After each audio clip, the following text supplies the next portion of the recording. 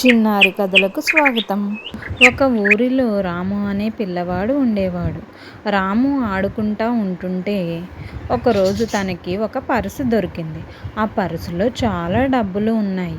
అయితే ఏం చెయ్యాలో తెలియక అది తన పర్సు కాదు కదా అని చెప్పి ఊరిలో పెద్ద అతనికి తీసుకెళ్ళి ఇచ్చారు.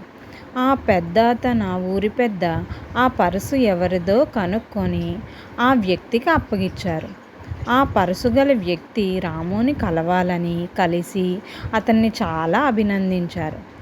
రాము, నువ్వు చాలా మంచి పని చేసావు. ఈ పర్సు నీది కాకపోయినా అందులో డబ్బులు ఉన్నా ఒక్క రూపాయి కూడా తీసుకోకుండా నువ్వు మళ్ళీ ఊరి పెద్దకి అప్పచెప్పావు.